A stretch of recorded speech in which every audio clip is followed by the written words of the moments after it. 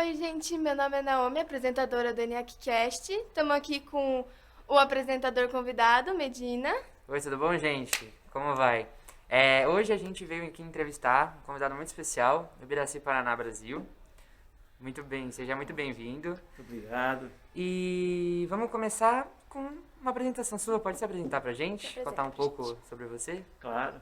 É um prazer estar aqui. Fico muito feliz mesmo. Meu nome é Ibiraci Paraná do Brasil, tenho 48 ainda, mês que vem para 49, acho que, né? Fazendo continhas no dedo para ter certeza se está certo. Eu falei, de repente a gente adianta, né? Então. Ainda é 40, 49 só o mês que vem. Eu sou ator, sou cantor, sou professor de canto, professor de teatro, preparador vocal, preparador de atores e já fiz dublagem, gravei disco, faço teatro musical, bastante teatro musical, fiz teatro convencional, televisão, cinema. Fico feliz de estar aqui com vocês, jovens, e porque também estudei aqui no ENIAC, 88, 89 e 90, faz muito tempo, a sede era em outro lugar, na Teresa Cristina. Aqui só. E foi muito importante para mim. Na época era um curso tecnológico de processamento de dados, eu queria ser engenheiro, e justamente eu já tinha feito comerciais de televisão na época, uns 10, já tinha gravado disco com Mirage. Aqui, toda a explosão do grupo Mirage foi nessa época, estava no auge no meu começo de carreira, estava tudo se definindo para onde eu ia. Eu achei que ia ser engenheiro, e nesse momento, um pouquinho antes de entrar aqui, e aqui sedimentou que minha vida ia para a área artística. Por que dessa escolha? Por que você falou do nada? Acho que essa é o caminho que eu devo seguir. Por que você saiu de um pensamento de engenheiro e foi pro meio artístico? Foi muito 880. Eu sempre acreditei que você tem que se dedicar e ser melhor no que você faz sempre. Está fazendo uma coisa, então faça o melhor aquilo que você está fazendo naquele momento. Sempre é importante, mas sempre atento ao que o universo apresenta para você. Especialmente quando você é jovem, abrace as oportunidades e faça isso com dedicação, afinco e 100% presente. Tentando ser o melhor naquilo que você está fazendo. Então o universo vai apresentando coisas. Quando a gente é jovem, tem que aproveitar isso. Eu fazia isso. Então eu queria ser engenheiro. A parte artística, eu nunca achei, por exemplo, que eu cantava. Mas uma pessoa falou, vem fazer uma amiga da minha mãe estava fazendo isso um pouco antes dessa época do ENIAC, eu tinha uns 15 anos. Ela estava fazendo direção de casting para comerciais de televisão numa empresa que chamava Diana Cinematográfica, que hoje é a Casa Blanca, que é uma empresa de produção que faz as novelas da Record. Foi o começo dessa empresa. Ela fazia todos os comerciais da Estrela na época. Nossa! Que legal. É muito legal porque na época tinha um monopólio, não podia importar. O Brasil era fechado para importação. Então a Estrela, o Brinquedos Estrela, tinha um monopólio dos brinquedos com a Grow e mais umas duas empresas. Então era um gigante da área de brinquedos. E essa produtora tinha o contrato para fazer todos os comerciais. Eram muitos comerciais. E ela falou, vem fazer um teste. E para mim, eu fui 15 anos, era uma brincadeira, eu fui para tirar onda, eu nunca sonhei de ser artista, não tenho nenhum parente artista. E eu fui fazer um teste, e eu passei para esse teste para fazer um papel menor, quase uma figuração, fazer um papel pequeno. Só que durante as filmagens, eu fui mostrando, o diretor foi vendo qualidade, que era o sócio, né? É o dono da empresa. A Leti é a dona, é o marido dela, mas ele é dono também. E ele foi vendo isso e aí foi me dando mais cenas do comercial. E no final o protagonista não conseguiu desempenhar como precisava, ele tinha que saber pular, que era o pogobol, que hoje em dia tem aquela bolinha que você pula, que você põe o pé. Sim. Foi o lançamento disso, Nossa. em 86, 1986. Foi o lançamento desse pogobol. E o rapaz contratado para lançar esse produto, para ser o protagonista do comercial, ele não conseguiu pular no banco da praça, fazer o que era necessário ser feito. E aí tinham me visto pular, brincar, falou, o menino ali pula direitinho, pô, vem cá. E aí funcionou. Então eu acabei terminando como protagonista do comercial, terminou comigo na imagem principal e não era para ser. E a partir dali, esse diretor passou a me chamar para os outros, até sem teste. Eu fui fazendo fui fazendo o Nossa, outro, que comerciais legal. grandes, com texto, entendeu? E aí eu já tinha feito uns 12 comerciais. Tava começando, eu sou da época do Rodrigo Faro e do Rafael Ilha. Eu fazia os testes com eles, eu sou dessa época. Sério? Isso, Nossa. a gente fazia os testes, competia Pouco junto. tempo atrás só. Hã? Pouquinho tempo Pouquinho atrás tempo só. atrás. Faz um pouquinho só. E, embora a gente não percebe o tempo passar, né? verdade. Tem 20 É anos, fosse verdade. filhos, eu me senti com Não, até 20. ontem a gente tinha 2 anos, É, hoje isso já, aí. já tá Nossa, com sim. 16. Passar rápido. Passa. E aí uma pessoa me viu brincando numa filmagem, cantaram, pô, você canta? Eu preciso de um vocalista para um grupo e tal. Eu falei, não, não canto. Não, vem fazer um teste no meu estúdio, porque eu ouvi você cantando, acho que você canta assim. E eu fui no estúdio, deu certo. 6 meses depois eu estava assinando um contrato com a maior gravadora do mundo, mas aí estica demais. Né? A gente vai falando isso na entrevista, senão eu tiro as perguntas. E aí foi por isso que mas eu ainda assim eu levava isso muito Sim. descompromissadamente. Aham. É como se fosse um hobby. E não Nem um me hobby, mas cobrava como uma muito disso. coisinha mais... Eu achava beleza, Pra mas passar o tempo, assim. não sei se não me preocupava muito Sim, sim. com isso. E foi justamente aqui, eu já tinha gravado o disco do Mirage e tal, que é esse grupo, e aqui tem a Ginkeniak, que você deve Sim, participar. Sempre, né? Tinha a Ginkeniak, Já- isso, e tinha o meu grupo, que eram os Smurfs, que durante muito tempo foi bem, a gente brincava por causa do uniforme, que era tudo azul claro, e a gente brincava que eram os Smurfs, por causa que era tudo azul, era a cor dos Smurfs. E era um grupo muito unido, muito unido mesmo. Os mais antigos talvez devem até lembrar. Eu era o grupo de criação, ajudava a criar as provas, as provas não, a solução para as provas pedidas, né? E a partir dali eu comecei a ver uma capacidade de construção artística dentro de mim, e até um dos professores aqui, que era o Sérgio Eura, que era de inglês, acho que era inglês, não sei, acho que português, e ele estava na parte de coordenação também. E aí ele que falou, ó, eu acho que o seu universo é de humanas, não sei se engenharia seria a questão para você, entendeu? Acho que você vai se dar bem. E ele me orientou a fazer publicidade. E realmente eu fiz comunicação social e publicidade por causa dessa orientação dele depois. Falou, ó, eu acho que a sua vocação é essa. Se arrependeu ou... Não, eu acho que realmente eu adoraria ser engenheiro ainda, mas eu acho que realmente a minha área é essa, tanto que deu certo. Mais Estou humanas, 20 né? anos mais, né? Tenho 33 anos de carreira, só de teatro musical tenho 20. Eu fiz Nossa. de Uau. tudo na área, então realmente estava certo. Eu não parei mais de trabalhar. De lá para cá, eu fiz de tudo. Mas eu não vou tirar as perguntas de você. Quais foram as coisas assim que foram... que você fez que você acha que foi as melhores, assim, que elevou sua carreira mesmo? Nossa, tiveram momentos chave, assim, né? Os comerciais, na época, alguns foram muito legais. Teve comerciais que eu dava muito autógrafo na rua, tudo. E esse reconhecimento é tudo interessante. Aparecia muito mesmo. E eles tinham um poder muito grande na época. Então foi muito bom esse momento. Depois, quando eu gravei o disco, eu fui na Xuxa, eu fui em todos esses grandes programas. Então foi um outro momento. Aí eu ia para o Rio, nunca tinha ido, ia de avião, ia na produtora, ficava num hotel 5 estrelas.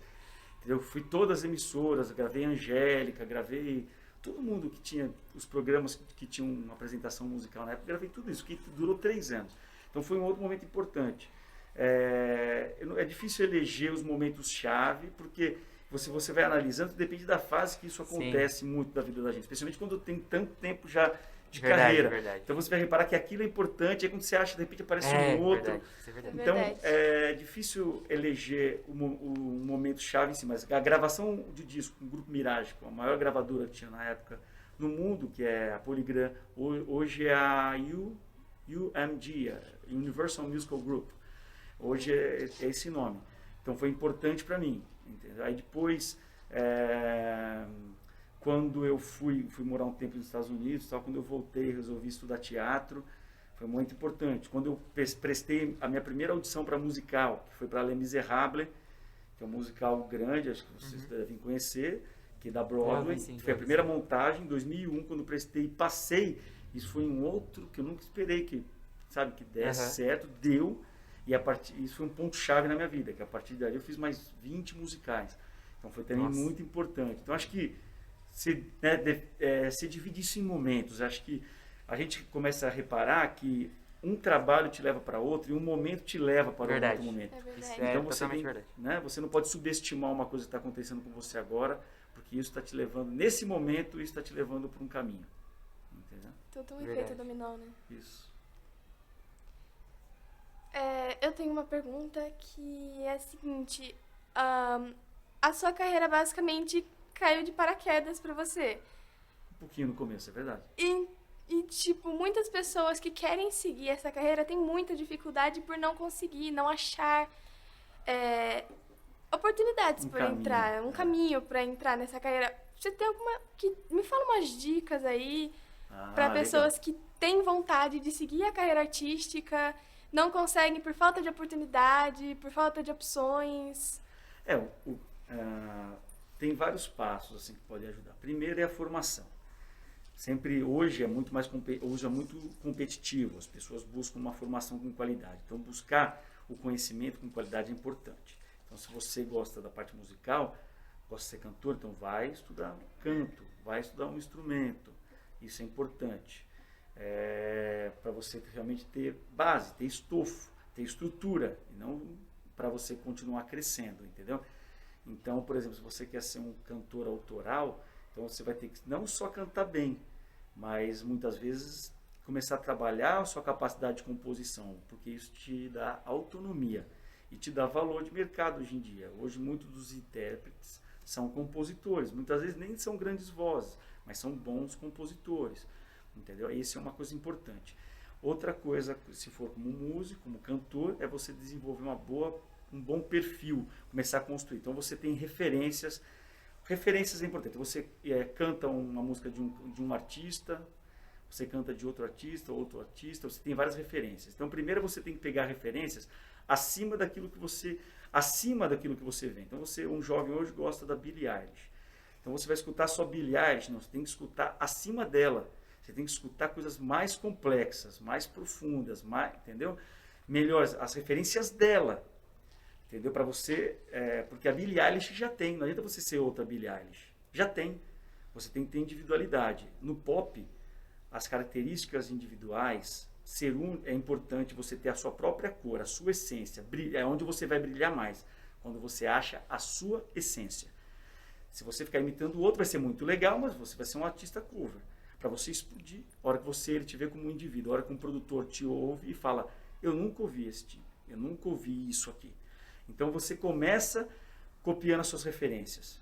Aí depois você começa a achar a sua essência. E aí você para tanto de ouvir as suas referências e começa a exercitar a sua essência, exercitar o seu eu. E aí você vai explodir a sua qualidade, porque você achou onde o seu ponto de vibração melhora, onde você realmente brilha, onde você realmente, a sua energia cresce, onde você se torna diferente, onde você tem essa característica individual especial, entendeu? Então isso como artista, como música. Se você vai para o ator, é a mesma coisa, é estudar, ter conhecimento. Então para você ter bagagem, tem gente que quer ser famoso e aí só fica buscando TV, imagem. Aí muitas vezes quando vai fazer um teatro, que tem que ter um corpo inteiro, a pessoa não tem um corpo, não tem tônus, não tem energia, não tem projeção vocal. Então ela vai gravar uma novela, ou vai gravar um filme, o cara da captação direta fala, pô, eu não tenho nem material para tratar, porque não tem impressão de voz, porque não tem projeção, não tem articulação, entendeu? Então ele fica sem material para trabalhar, dificulta a equipe técnica. Então você tem um trabalho que seu corpo inteiro está ali, entendeu? A sua capacidade, a voz e tudo mais. Não só buscar fama, mas já que você é jovem, busque um crescimento estruturado, né? Ter qualidade, justamente para você ter confiança. Entendeu? Se você tem uma boa apresentação física, fotografa bem, pô, é uma grande qualidade. E uma coisa importante é também trabalhar a mente, né? Porque por mais que a gente, por exemplo, no meu caso eu toco, né? Eu sou da área instrumental. E por mais que assim, a gente treine todo dia ali, é a mesma coisa, aí o seu corpo acostuma àquilo, mas às vezes a sua mente está cansada e você acha que tá ruim, mas às vezes não tá ruim. Porém, é sua mente que te engana porque você tá cansado. Você não tá trabalhando realmente a sua mente. Quando você exercita, eu falo isso até para meus alunos de canto, para praticar diariamente. Entendeu? Então, seja os vocalizes que a gente ensina, os exercícios de respiração, e a partir disso também o seu repertório. Então você escolhe lá 2, 3 músicas. Então você faz o seu exercício de respiração, faz os seus vocalizes e escolhe as suas 2, 3 músicas de repertório que você canta diariamente. Isso faz com que você tenha uma evolução estruturada de um modo que você estabelece uma qualidade média muito mais concreta. Então, se você tem uma apresentação e naquele dia você não está tão bem, seja fisicamente ou emocionalmente, ou o ambiente tem um som mais seco, tem um mais difícil, ou você tem um público mais arredio, menos receptivo, por exemplo, você vai fazer uma audição. Então, você está fazendo um teste, uma audição, e a banca está de frente com você, balançando a cabeça assim, ó. Não, fazendo não. Ou não está olhando na sua cara, ou está conversando com o outro examinador do lado. Verdade. Entendeu? E aí sua cabeça começa a ir para um monte de lado e você tem que estar com o que você estudou muito sedimentado em você para você para você não ser afetado por esses elementos. Se você vai cantar, seu sistema de apoio diafragmático, a tendência no nervoso, sua barriga virar uma gelatina. Entendeu? Então você tem que estar com isso estruturado para isso acontecer mais naturalmente. Então acontece o que você falou. Você pratica, e aí faz com que você tenha uma qualidade média. Para se no dia você vai cantar uma audição, o pianista é ruim, ele erra, tem um monte de coda lá na partitura que tem que vai e volta, e o cara se perde. Ou o cara começa a ralentar, te puxar para trás, ou o cara dispara para frente e te deixa para trás. Ou o cara, entendeu, não está dando conta daquela partitura que você levou, que muitas vezes é a primeira vez que ele está lendo numa audição, é a primeira vista, e ele tem dificuldades com leitura à primeira vista. Então ele pode te derrubar, então você tem que estar muito seguro. Se você treinou isso direto, a qualidade média que você está saindo de você, mesmo que você tendo que pensar em um monte de coisa, vai ser muito melhor. Porque isso está sedimentado no seu corpo, é o que você falou. Está impresso. A gente fala no canto que é engolar a música, é encaixar ela no seu corpo. É o que você, né? Então, dentro do que você falou, é importante sempre praticar, seja como intérprete musical, um ator, um cantor, um músico, um musicista.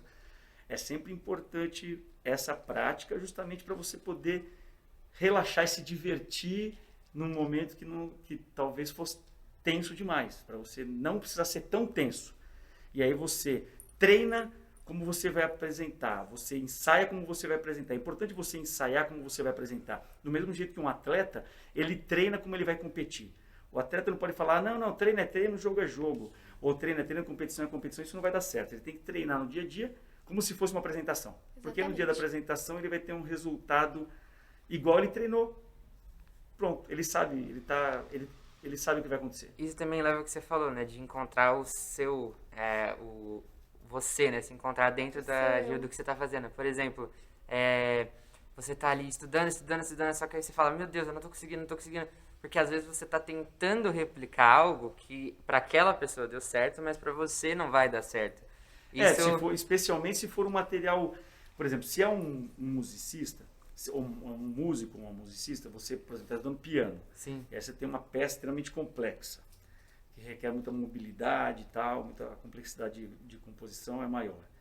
Então, realmente, você pode treinar, e o resultado que você vai conseguir é físico. Você pode até conseguir igual a uma Beethoven, você vai conseguir aquele resultado igual ao Beethoven, com tempo de estudo.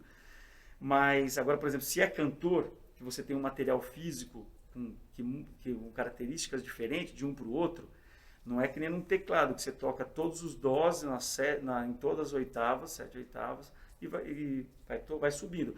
Tem uma limitação de tessitura, né? Tem nota que você não alcança. Então, é isso. Cada corpo tem que saber que tem uma individualidade e cada corpo vai ter uma capacidade, um tipo de tensão, um tipo de brilho, um tipo de timbre. E aí, isso não tem o que fazer. Você tem que achar a sua essência para você brilhar. E você não vai ser realmente... Você não vai ser igual ao outro se o instrumento é o seu corpo, seja como músico, como ator. Verdade.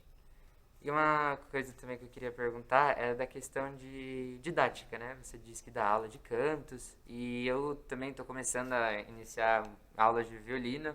Legal. E não tenho muitos alunos, mas eu fui percebendo que quando você vai dando aula, você tenta empregar no começo talvez um jeito assim que você aprendeu e você fala, vou tentar. Só que aí quando você vai passando as aulas, você vai vendo que assim, eu vou tentar mudar isso, eu vou mudando aquilo, aí até que o aluno se interage mais com você e aprende mais fácil. Você muda, você encontra um jeito para você dar aula para aquele aluno. Eu gostaria de perguntar, como que é essa experiência de você dar aulas? Você dá aula particular? Dou aula particular. Quando você trabalha particular, é personalizado. E cada pessoa é um indivíduo. Sim. Tem pessoa que é física, ela tem que pôr no corpo dela. Ela tem que fazer. Então ela não consegue ter foco no aprendizado. Tem gente que é verbal, que é auditivo, Então você fala, você pode falar e o cara está absorvendo, ele consegue se manter conectado. Tem aluno que tem uma dificuldade, você fica falando, chega uma hora que a cabeça dele vai embora, porque só o vocal assim não conecta. Então você vai achar o modo que você se conecta com aquele aluno, varia de aluno para aluno. Então você tem que usar o seu físico, o seu gestual, a sua voz, exemplos, cards, né, desenhos, e tudo, dependendo, muda. Então você vai ter que achar. Entendeu? Eu tenho aluno que tem dificuldade de afinação, e essa dificuldade de afinação pode ser por percepção, pode ser por concentração, pode ser da máquina fonadora, por exemplo, pode ser por falta de apoio, né, parte respiratória, parte do uso do trato vocal, que é a parte de palato, laringe, essas coisas superior. Então você tem que individualizar. Quer dizer. Aí é o que você falou. Você parte de como funcionou para você. Sim, a sua bagagem de vida é importante. O educador usa isso. A gente usa o que a gente passou, sabe? Você vende isso junto. Você vende o que você passou, o que você experimentou, o seu know-how de vida, o seu know-how de carreira. Você está passando isso. O educador tem essa função. Ele educa, ele molda não só o artista, ele molda o caráter, molda uma série de elementos. Então você tem um compromisso muito maior do que ensinar só o instrumento e as notas. Você vai perceber isso. Entendi, o seu aluno não está bem, ele precisa ter uma conversa, você precisa conectar com ele, você vai achar que cada aluno é um tipo de conexão. Você precisa estar conectado com ele. Tem um grau de confiança e um grau de conexão. Então, realmente, você vai perceber que cada aluno, especialmente em aulas particulares, é individualizado, sim. Verdade. E você vai perceber que você aprende, você revisita o que você estudou. Você é mais jovem que eu. Então, é muito legal, porque tem hora que eu falo assim para ele, não, tá bom, agora deixa eu pôr no meu corpo isso. Aí eu canto, aí eu faço eu, vocalizo, e falo assim, é melhor, tenta isso aqui. Ele tá com uma dificuldade, aí eu revisito, volto 20 anos, canto aquele vocalismo como se fosse 20 anos, percebo o que está acontecendo no meu corpo, laringe, palato, apoio, falo, faz isso, vê se isso funciona para você. Vê se essa figura de linguagem, imagina tal coisa, vê se isso funciona. Funciona para uns, não funciona para o outro. E aí você acha o caminho. Acaba sendo divertido, eu acho divertidíssimo. É bem legal. A gente estuda junto. Ensinar é uma coisa fantástica. Você evolui junto com o aluno. É muito bom. E você vibra com as vitórias dele, né? Sim. Isso é muito legal. Isso é como um filho. Isso é muito legal. Você vai reparar, como um filho. Você vence junto com a vitória do seu aluno. Assim, é muito interessante. Você se realiza. Muitas vezes eu me vejo cantando menos, porque eu estou tão dedicado aos passos, os avanços dos meus alunos, quando eu falo, eu mesmo preciso cantar, porque é como se eu estivesse cantando. Eu esqueço, faz um tempão que eu não canto. É por causa disso, você se realiza no seu aluno. E me diz uma coisa, você diria que qualquer um pode cantar, qualquer um pode aprender, qualquer pessoa pode aprender a cantar? Sim. Qualquer pessoa.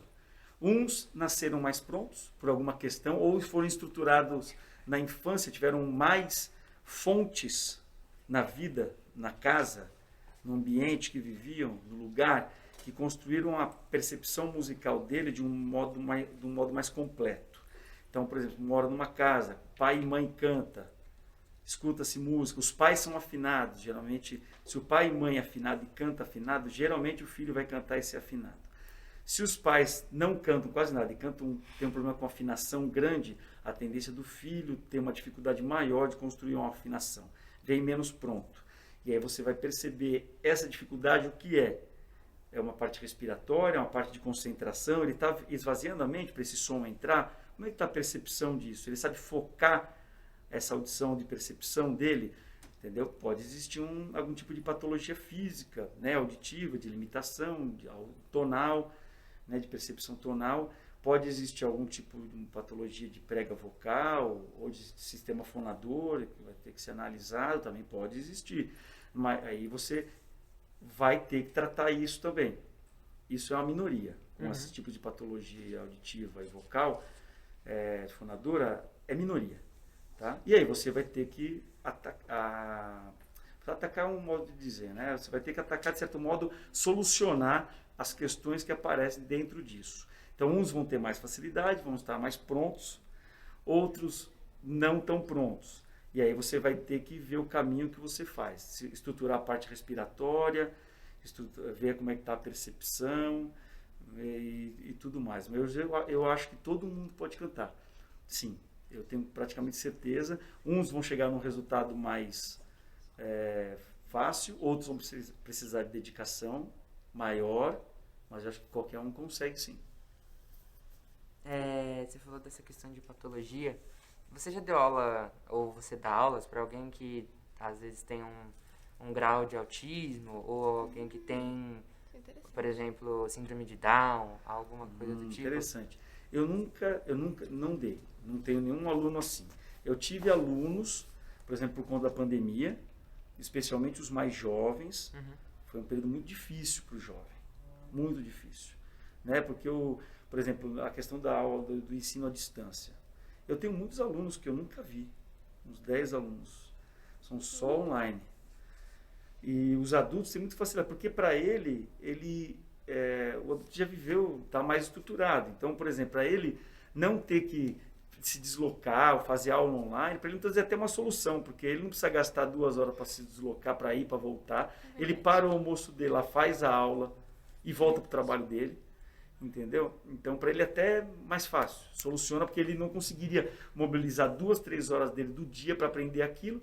E online na casa dele, 1 horinha, ele consegue. Então, eu recebi muitos alunos que voltaram para estudar canto, já adultos, 30, 40, quase 50 anos, já são músicos, cantores, entendeu? Tem banda, voltaram para estudar, porque viram uma perspectiva de ter que não ter que mobilizar um período grande. Agora, os jovens, dentro do que você falou, eles passaram um período muito difícil, porque o convívio para o jovem é muito importante. Verdade. É um fator muito estimulante vir na escola, encontrar os amigos, a compartilhar, se relacionar. Isso é uma energia que move ele ao vir para um ambiente de estudo muito grande. A conquista, sim, mas ele ainda é um pouco... tem muita coisa nova acontecendo. Então, esse convívio é muito importante. A privação desse convívio, para uns, criou uma dificuldade muito grande, passaram por dificuldade muito... Então, para alguns alunos, o meu lado de conhecimento de vida e até uma capacidade de auxílio psicológico por meu tipo de formação, por minhas características, minhas capacidades. Eu sou filho de psicóloga, convivi num ambiente, então eu consegui ajudar. Então eu percebi que o educador tem um papel muito importante nessa questão pedagógica também e nessa questão de ter que lidar com questões psicológicas, entendeu? É muito importante. O professor não pode ignorar isso. Sim. Eu acredito que isso todos os professores, até daqui, como o Guto, professor de vocês, ele deve sempre ver isso. São relevos diferentes, necessidades diferentes.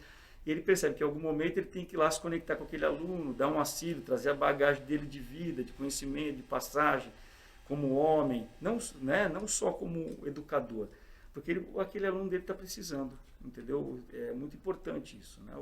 Na formação. Cria não só um laço de professor, mas cria um laço também de amigo. Sim, você muito cria uma importante, intimidade confiança, legal. Senão não acontece. E você estimula a pessoa a querer aprender mais. Porque ela Isso. sabe que, por exemplo, essa pessoa tem uma bagagem grande e está me ajudando aqui, está comigo. Isso. Então É uma muito coisa importante. legal. Então eu não tive ainda esse prazer de lidar com uma pessoa com Down, com autismo, mas eu já lidei com pessoas que precisavam, que no momento estavam precisando de um auxílio, de uma ajuda para mudar. Então você escolhe muitas vezes pegar metade da aula, ao invés de ensinar técnica, falar sobre a carreira, ou conversar, escutar ela um pouco. Sim. Escuta um pouco o aluno. E aí você entra para a aula, mesmo que naquele dia ela cantou menos, mas ela estava precisando disso, entendeu? Então enxergar como essa necessidade do seu aluno, entendeu? Ainda não tive o prazer de ter um aluno com Down ou com autismo, pode ser que um dia aconteça sim, será um prazer. Vamos falar um pouquinho sobre o seu trabalho. Sobre os seus trabalhos grandes, quais foram que você teve mais dificuldade de organizar, mas que deu maior orgulho no final, que você olhou e falou, nossa, que trabalho bem feito, valeu muito a pena. Nossa, tem vários, como eu falei, com 33 anos de carreira praticamente que eu tenho, tem muitos momentos desse tipo, como você disse. Os comerciais de televisão lá atrás, quando eu fiz uma boneca que chamava Quero Bem, eu tinha 16, eu fazia o irmão mais velho, tinha um monte de fala. E na época tinha um monte de fala, e era tudo filmado em película. Na época era digital, era filmado em película. E pouquinho tempo atrás. Porque agora é tudo digital. Você não tem, na época, ou era em VT, agora quando você queria qualidade, se fazia em filme. Aham. Só que o filme era rolo.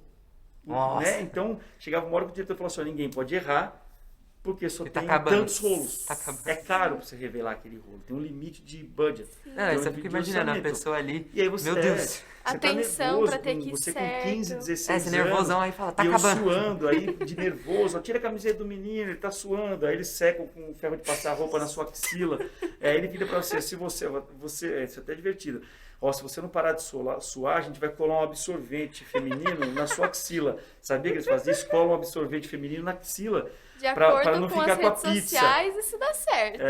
Pra não ficar com pizza. E aí, imagina para um moleque de 15 anos, deu uma paura, eu parei de suar na hora. Foi um botox instantâneo na axila. Eu não suei instantaneamente. Entendeu? Imagina, Olha, você fala nem para um uma menino de 15 gotinha. anos, vou colar um sorvete na Você sua sacou. axila. Puf, o suor parou na hora, voltou para dentro. Entendeu? Então, aquele comercial foi muito interessante, porque eu tinha muitas falas, chamava Coleção Quero Bem da Estrela, e era um comercial lindíssimo. Foi que eu dei muito autógrafo na rua por causa daquele comercial. Era uma coisa muito, muito bem filmado, assim. Que legal. Então foi um momento importante que a partir dali foi a primeira vez que me deram, não tinha nem estudado isso, me deram um monte de texto. E era tudo em mim o comercial, tanto que era uma criança, eu devia ter uns 15, a menina devia ter uns 3 aninhos. Então ela filmou tudo que era dela, filmou tudo que era os planos dela, né? Aí depois os planos abertos deu com ela, né? E aí depois mandaram ela embora, porque a criança não pode trabalhar muito. E os meus planos, todos falando para ela, não estava mais lá. Era eu falando para o nada ou para alguém abaixado, Nossa. porque liberou a menina. Então, pô, eu nunca tinha estudado, eu não tinha formação de teatro ainda. E aí foi um baita aprendizado, assim. E depois você vê pronto, foi fantástico, reconhecimento. E a partir dali eu comecei até nem a fazer testes mais. As pessoas me convidavam. Eu só saí dessa época porque foi quando me viram gravando um comercial e me chamaram para cantar, entendeu? Então, ver o resultado desse comercial, ver depois quando eu gravei o disco e ver lá, de 10 faixas do disco do Mirage, uma nós cantávamos todos juntos e 9 eu cantava. Então, ver impresso ali a minha voz nessas faixas, foi outra realização. Eu vi na Xuxa, que todo mundo assistia, né, 1993, 2, vou estar lá com a Angélica, com a Xuxa e tal. Então era super legal isso. Por exemplo, quando eu trabalhei de locutor de rádio, Nossa. eu trabalhei de locutor numa rádio, tinha em Guarulhos, chamava Transguarulhos, era uma rádio meio que comunitária. Ah, sei. Ah, que E aí interessante. eu fui locutor 8 meses, aí por causa desse trabalho como locutor, um programa chamava Transfusão. Eu fazia operação e locução, então eu fazia operação técnica, era tipo FM mesmo, eu fazia toda a operação enquanto eu ia falando, não tinha um operador técnico. Por causa desse programa, me chamaram para ser locutor de uma equipe de acrobacias de moto, chamava Estilo Nossa. Livre. E eu fui locutor de shows de acrobacia também por quase 2 anos. Que interessante. Fiz as etapas da Fórmula Palio na época, Fórmula 1. Nossa. Tinha um show antes da corrida e eu fazia a locução disso. E aí, quando terminou isso, fui morar na Califórnia, estudei lá, voltei, fui fazer teatro, morei 6 meses na Califórnia, voltei, fui estudar lá, e aí fui fazer teatro aqui. E quando terminei os 3 anos, que eu fiz o teste pela Miserável, que eu falei para vocês, isso foi muito importante para mim, porque eu não sabia que eu podia fazer aquilo. Eu vi um teste, eu já tinha 28 anos, falei, pô, será que eu dá certo para isso? Atores que cantam. Eu fui lá, entrei para uma fila, era um open call. Era o que? Era só você levar seu currículo, que não existe, só tinha estudo, sim. né? Tinha o meu currículo, tinha uma partitura, na minha tessitura e foto. A partitura, eu olhei e falei, partitura? Aí eu fui num lugar para comprar. Aí eu nunca tinha estudado canto. Tinha estudado um pouquinho de canto popular na época do Mirage, quando lançou o Mirage. E eu vi lá, fui numa casa meio Viláqua que tinha, lá em São Paulo, acho que ainda tem. E aí eu fui lá, eu quero uma partitura. Aí ela falou, é ali, estava por classificação vocal, né? Barítono, tenor, etc. E aí eu fui olhar, vi lá Elvis Presley. Pô, eu canto as músicas do Elvis Presley, então eu sou um barítono, acho, né? Eu peguei o songbook do Elvis Presley e falei, agora quem vai tocar para mim? Isso foi em 2000, 21 anos atrás. Falei, quem vai cantar isso para mim? Tocar. E eu comecei a procurar e eu não conseguia ninguém que tocasse, que pudesse me ajudar com aquilo. E aí eu vi o anúncio do teste do Les Misérables, que foi num jornal. na sexta. No sábado eu comprei a partitura, comecei a procurar um professor que passasse aquilo comigo. Não achava. Uma amiga falou, eu faço aula com uma moça na Granja, está aqui em Guarulhos, na Granja Viana, que é bem longe. Falou assim, tem um professor que dá aula para mim na Granja Viana, eu vou ver se ela te atende, consegue te receber. Uhum. E aí a moça, chama Sônia, ficou de me receber no domingo. Eu fui no domingo na casa dela, falou que você vai cantar no teste de Les Misérables. Não tinha internet. Então eu não sabia nem do que se tratava, nunca tinha ouvido nem assistido. Não tinha internet, não tinha YouTube. Eu não sabia do que se tratava. Ela falou assim, o que você vai cantar na audição? Eu falei assim, vou cantar Kiss Me Quick, do Elvis Presley. Ela falou assim, você sabe do que se trata esse musical? Eu falei, não, você nunca ouviu? Eu falei, você não pode cantar Kiss Me Quick, do Elvis Presley. Não tem nada a ver. Ela pegou, ela tinha um disco disso, ela pôs o CD, era o CD. Ela pôs para tocar as músicas, tá ouvindo? Você não pode cantar. Vamos fazer o seguinte, o teste era no dia seguinte, falou, de manhã. Falou, eu vou pôr para tocar umas músicas, você canta em cima. Cantarola em cima. E ela foi pondo e eu fui cantarolando em cima. Aí chegou Empty Chairs, uma música, falou, isso aqui tá no seu ponto médio aqui, ó. Eu acho que você consegue cantar essa música. Vamos nessa aqui. Canta uma música do próprio musical. Você não pode cantar Kiss Me Quick do Elvis Presley. Me salvou, porque você vê que muitas vezes o profissional que está ali como educador ou como acompanhador, tal, ela era psicóloga também. Tem uma outra função de leitura. Ela leu, Verdade. e leu minha personalidade, leu tudo e falou, eu vou gravar para você uns acordes, uma base aqui, e você estuda isso. Ela gravou numa fita cassete, que ela tinha.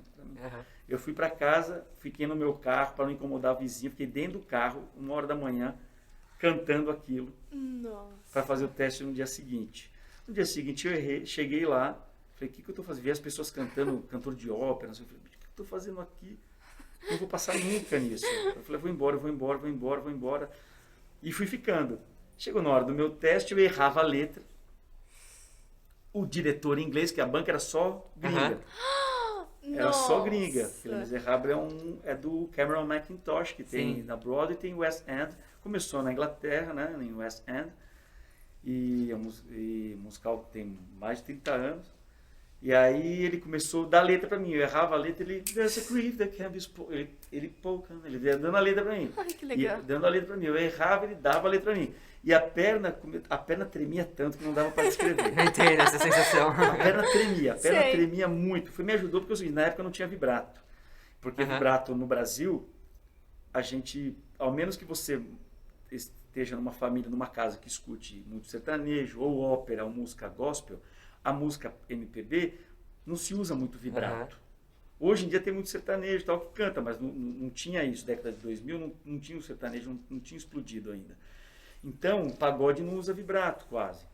Então, essas coisas. Então, não tinha referência. Então, eu não tinha vibrato na voz. Eu fui parar para estudar um vibrato, depois já tinha uns 5 anos que eu tinha de carreira de musical, eu fui sentar e estudar, porque dá para você estudar realmente e ter o domínio, colocar o vibrato, tirar o vibrato, porque senão, se você coloca e não sabe tirar, vira defeito e não efeito. Então, eu não tinha. Mas me ajudou porque a perna tremia tanto que parecia o vibrato. Porque a perna tremia tanto. E aí, não precisava nem saber a teoria, porque foi uma vantagem, porque foi o primeiro grande musical na retomada das ondas de música. Tiveram musicais da década de 80, teve alguns Evita e tal, né? A Bibi Ferreira chegou a fazer uns musicais, mas esses grandes musicais da Broadway não tinham vindo para cá ainda. Então foi o começo desse boom dos musicais no Brasil. Então eles estavam muito assim, procurando potenciais e sabiam que não ia estar ninguém pronto ainda.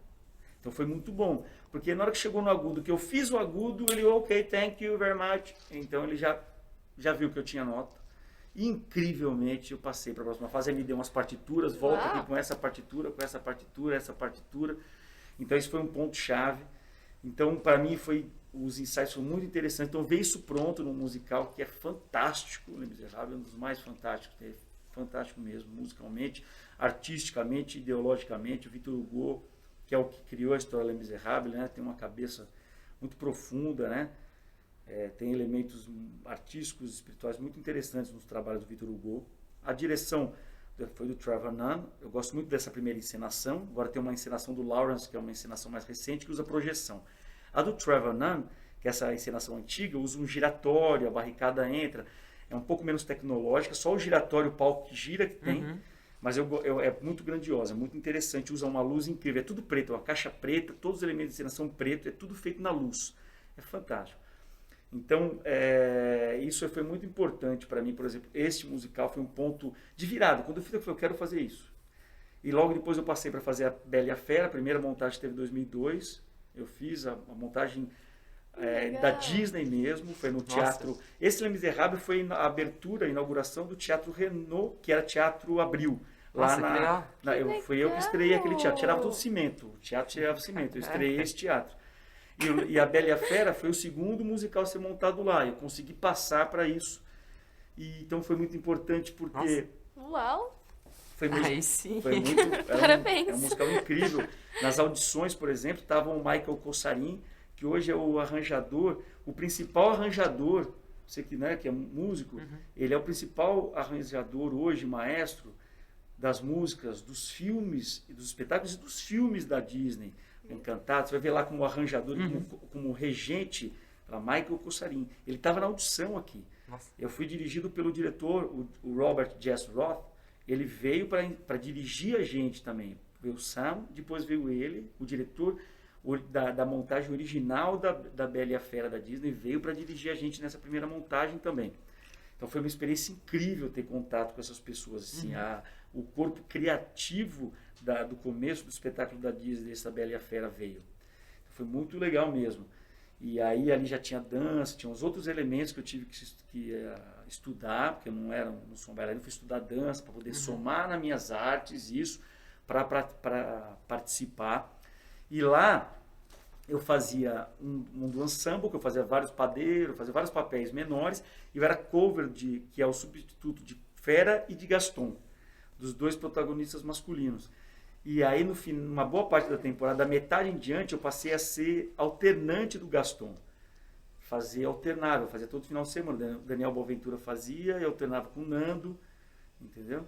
E aí eu pude fazer Gaston, pude fazer Fera várias vezes. E a partir dali eu pude mostrar, eu pude ver minha capacidade de fazer um protagonista mesmo. E a Fera, eu tive que entrar de surpresa, eu não estava pronto. O outro substituto e o que fazia o primeiro, a Fera, que era o Saulo, meu amigo, ele ficaram doentes, eu estava pronto para Gaston e eu ia começar os meus ensaios de preparação de Fera. Ficaram doentes, eu tive que entrar com um ensaio de um dia. Então essa capacidade de execução daquilo do protagonista, que ali você tem que cantar a música, saber o texto, tem hora que você tem que dar o texto junto com a trilha, junto com o maestro, que a música é toda feita ao vivo, e caminhar junto, e os textos encaixados com a trilha. E essa capacidade de execução, então, para mim foi fantástico, foi um ponto-chave na minha carreira, por isso que eu passei a me dedicar em teatro musical por muito tempo. Entendeu? Isso foi muito importante, e os meus personagens, quando eu fiz a Bela e a Fera, quando eu fiz a Lodoli, foi um convite do Miguel Falabella, que é amigo meu, amigo de família, amigo, ele é muito próximo do pessoal que faz musical, amigo meu de um monte de gente, mas ele é padrinho, ele é até meu compadre, padrinho do meu filho do meio, do Miguel. Nossa. Chama Miguel por causa dele. E aí eu fiz alguns espetáculos com o Miguel. E aí, no Alodoli, foi o primeiro que ele me convidou, lá eu conheci minha esposa, lá ele engravidou do primeiro filho, da minha primeira filha, da Júlia, e lá eu fiz o Barnabé, que é o Barnaby Tucker. Sim. E aí eu fui indicado a 3 prêmios e ganhei 2 prêmios. Então foi um momento muito importante também. Eu fui indicado Bibi Ferreira, Aplausos Brasil e Cenes. Eu ganhei o Aplausos Brasil e o Cenes por esse personagem, foi muito importante para mim. Então vão mudando os períodos, sabe? Sim. Cada vai passando, aí você pega um outro tipo de papel. Quando eu fiz a versão musical do Dois Filhos de Francisco, direção do próprio diretor do cinema, a direção do próprio diretor de cinema, o Breno Silveira, que dirigiu para os palcos. E eu fiz o Mirandinha, que é o empresário que some com as crianças, que tem um acidente, deles morre. Eu fiz esse empresário, que no cinema foi o José Dumont. Então também ali eu ganhei o prêmio Aplausos Brasil, foi legal também isso, assim. Então você vê que vai mudando os momentos, sabe? São pontos chaves que você acha, quando você menos espera, aparece uma coisa legal e... Verdade. É como se você tivesse... E outra coisa, muitas vezes você tem um processo difícil no ensaio. O primeiro mês você fala, putz, sabe? Sim. Você se questiona, te questionam se aquilo como vai É ficar, assim se vai mesmo. ficar bom, você se desconstrói. E aí depois você vê pronto aquilo, e aí dá Verdade. certo. Será que no andar verdade. da carruagem isso vai dar bom, vai desmoronar? Quando acaba dando certo é um susto. E você Tipo, tem que fazer dar certo, né? olha! Essa é a coisa.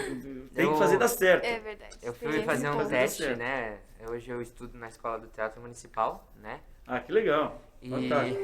Ele é todo Parabéns, todo, parabéns. ele, né? Obrigado. E no dia que eu fui fazer o teste, eu tinha me preparado totalmente para uma outra escola. Fui fazer teste na EMESP, numa coisa nada a ver. E aí meu pai falou, faz lá. Mas eu falei, pai, tem que fazer outras coisas aqui.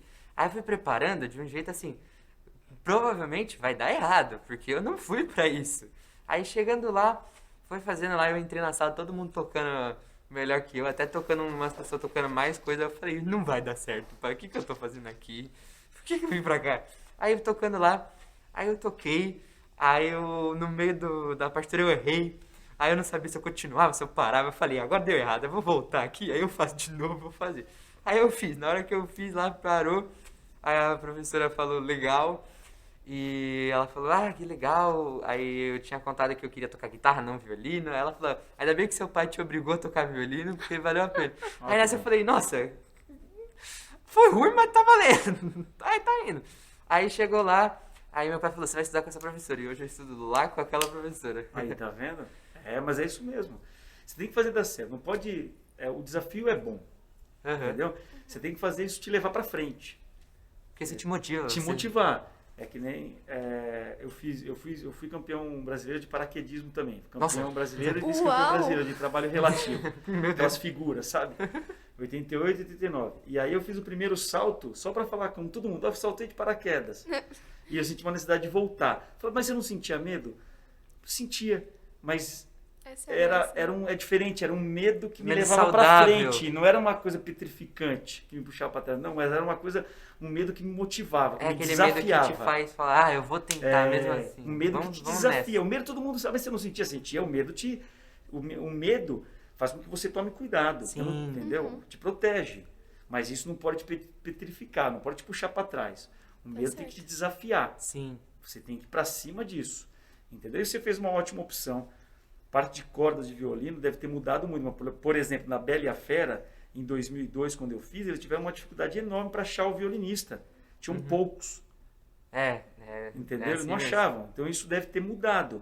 Mas a gente tinha uma carência de violinistas no Brasil. Assim. Isso evoluiu, isso tem mais de 20 anos. Sim, sim. Então isso, né, mudou. Mas é realmente uma opção muito grande, legal. É mais desafiante, é muito mais difícil? Muito Sim. desafiante. Só que tem menos gente que faz. Verdade. Entendeu? Então é legal, é um Como instrumento muito bom. Como o Guto fala pra gente, assim, às vezes você canta, aí você toca, mas você fica, será que eu tenho que fazer aquilo? Aí ele falou, você tem que subir no palco mesmo e fazer, porque não é todo mundo que faz o que você faz. Você tem que mostrar que você sabe Isso. fazer ali. Mesmo que você saiba pouco, você ainda não sabe muita coisa, mas você sabe que você é um dos poucos que faz aquilo. Ó, Então você tem achar subir que e você fazer. sabe tudo, muitas vezes não é bom. Entendeu? Achar que a gente tem a aprender, isso tem que caminhar com a gente sempre. Sim. Quando você acha que você não acha que você não tem o que aprender, você estagna. Isso é verdade. E aí você vai envelhecer. Seja com 20, você vai ser um velho de 20 anos. Você não pode ser, uma coisa que não pode ser, a pessoa não pode ser velha nem com 60, tem que sempre achar que tem a aprender. E você vai reparando, quanto mais velho você fica, mais você vê que você não sabe. Verdade. Quanto mais sábio você fica, mais ignorante você fica. Verdade, isso é verdade. Entendeu? Isso é muito verdade. Porque a sabedoria te mostra que você não sabe tudo. E quando você sabe, e quando você não tem a sabedoria, você acha que você sabe. Então é um Verdade. negócio antagônico, mas é interessante achar, pô, eu tenho muito a aprender, mas não pode minimizar aquilo que você conquistou. É o que o seu professor falou, que o Guto Sim. falou. Vai lá, mostra o que você faz. Se divirta com o que você conquistou. Isso é o mais Apresente o importante. que você conquistou. Valorize o que você já acumulou de conhecimento que você já conquistou. Valorize isso. É Como você falou, você importante. tem que fazer aquilo com todo o seu esforço possível Isso. e todo o carinho que você tem por O aquilo. melhor, faça o melhor. Isso vai ficar impresso no seu resultado, na sua arte. Ou seja lá o que você faça, se você fizer o seu melhor. A cada dia, isso vai ficar impresso. Falar, pô, mas eu não sou tão... Vai ficar impresso no que você produz. Entendeu? É muito importante. Isso é uma coisa que a gente tem que buscar no buscar no Brasil, assim, é muito importante. É muito importante uma coisa também, que eu falo para os jovens aí do colégio que estão vendo, né, desse colégio incrível, eu aproveito o momento para dizer o quanto eu fui feliz no ENIAC. Os meus maiores amigos da minha vida foram do período que eu estudei no meu ensino médio. Que legal. No ENIAC, entendeu? Ficou para a vida inteira. Amigos de 30 anos, tá? Uma conexão profunda que a gente foi conexões muito importantes mesmo, foi muito importante. E aí eu falo uma coisa porque me remete muito no meu ensino médio. Quando a gente está na escola, a gente tem uma dificuldade muito grande para a gente perceber o quanto aquilo vai resultar dar resultado. Fala, pô, mas isso não vai servir na minha vida. Se eu ficar aqui. Então, às vezes o cara tem um conflito antes em sentar na primeira e ser aquele cara que se preocupa em aprender em tudo que estão ensinando, ou ele ser popular e ter mais namoradas, ou se divertir mais. Sim. Ele fica num conflito. Pô, eu vou viver determinadas coisas ou eu vou me preocupar em aprender tudo que está sendo ensinado para mim? Verdade. E você repara que aquele que se dedica de absorver o máximo possível daquilo que os educadores estão apresentando, que a escola está te colocando na mesa para você aprender, eles têm um resultado muito importante de qualidade de vida e evolução lá. Você vê a conquista, a vitória, o quanto isso foi importante na vitória dele profissional.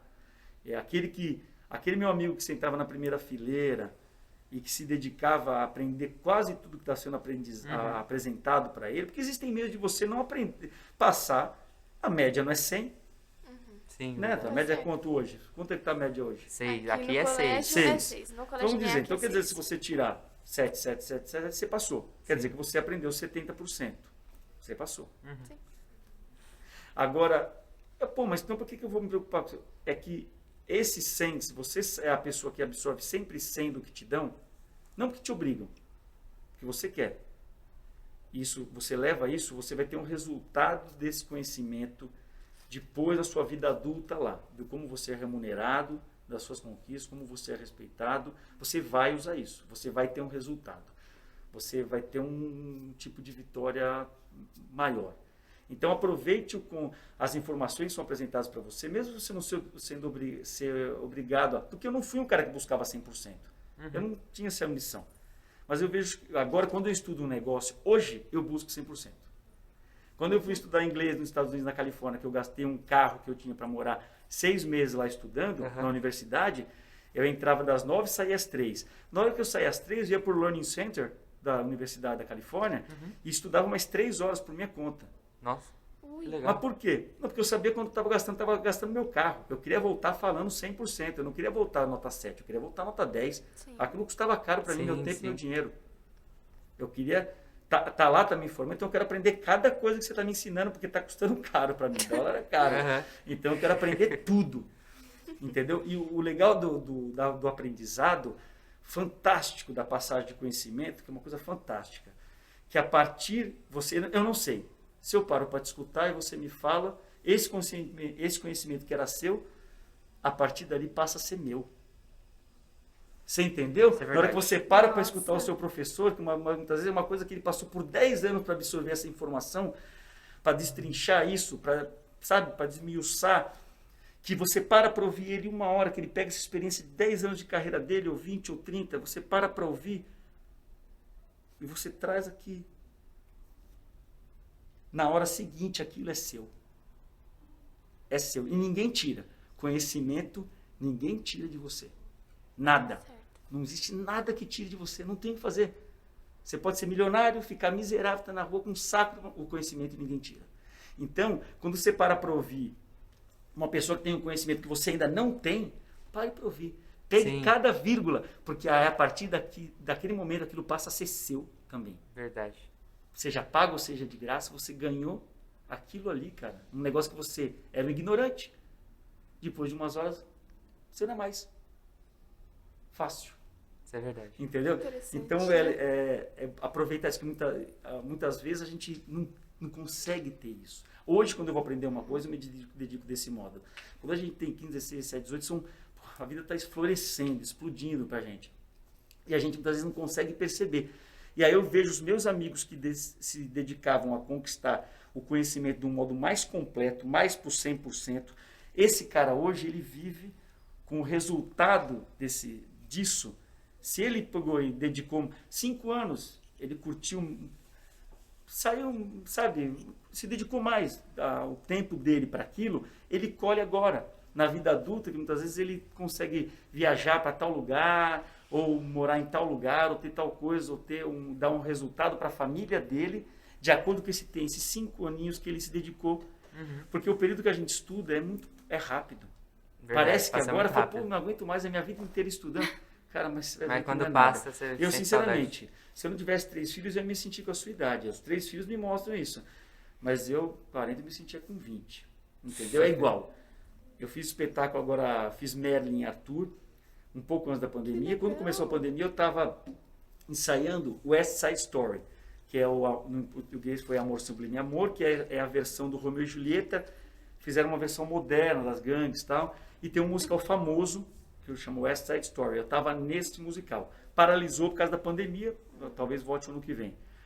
Antes disso, eu fiz Merlin e Arthur, que é o do Mágico Merlin, com Arthur da Tábua Redonda e tal. Fizeram uma versão com as músicas do Raul Seixas.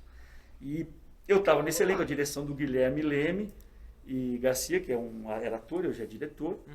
E as pessoas que trabalhavam comigo fazendo o que eu fazia tinham todos 20 e poucos anos. Tinham idade para ser meus filhos. E eu estava fazendo exatamente a mesma coisa que eles faziam, dançando, cantando com eles. Então você vê que você vive em alta performance muito tempo. Entendeu? Não muda. Então eu tenho 48, você tem quanto? 16. 16. Então eu sou 32, praticamente 33 anos mais velho que você. Entendeu? E a capacidade física de resultado nossa vai ser Verdade. próxima. Algumas coisas eu talvez te supere por causa de experiência de vida. Mas temos físicas. Então você vê que você vive em alta performance muito tempo. Então dedique-se. Quando você pega alguém para pegar um conhecimento que essa pessoa já que você está aqui, está investindo o seu tempo nisso e o seu dinheiro, seja seu, do seu pai, aproveita, porque a partir disso esse conhecimento é seu. Meu pai sempre fala isso. Quando tem gente que sabe mais que a gente tem que parar e ouvir. Ouve. Porque esse conhecimento passa a ser seu. Eu não sabia, agora eu sei. Verdade. Isso é fantástico. Entendeu? Tem que ter sempre esse curioso. Não tem, é divertido saber de tudo. Porque aí é bom, pelo menos, para você bater papo. Né? Verdade. Então aproveita o tempo. É a dica que eu dou. Uau. Eu acho que, né? Tá. A gente já tá podendo encerrar por aqui. Já encerrando aqui. O Biraci, muito obrigado Foi um novamente. prazer te Foi um receber. prazer. Muito obrigada. Tudo que a gente falou aqui é uma coisa que vai agregar muito. Eu acho que tanto a gente quanto o pessoal que está ouvindo.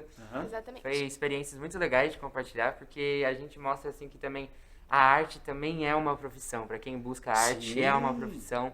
E se você se esforçar e tiver gosto, você vai conseguir o que você quiser. Sim. Então, mais uma vez, muito obrigado. Muito obrigada Em nome pelas da dicas. equipe aqui do podcast, a gente agradece a sua participação. A sua indicação foi de uma nossa amiga, que é a Ana Catarina. Ana Catarina. Um beijo para Ana Catarina, minha aluna de canto e de teatro, de interpretação. Queridaça, um beijão para ela. Para vocês todos, é uma alegria estar aqui, como eu falei. Alegria mesmo. Fico muito feliz de poder. Fiz questão, quando ela falou, não, eu vou até lá sim. Fico feliz de colaborar e estar aqui com vocês. É um prazer. Muito obrigada. Muito obrigado. Foi um prazer.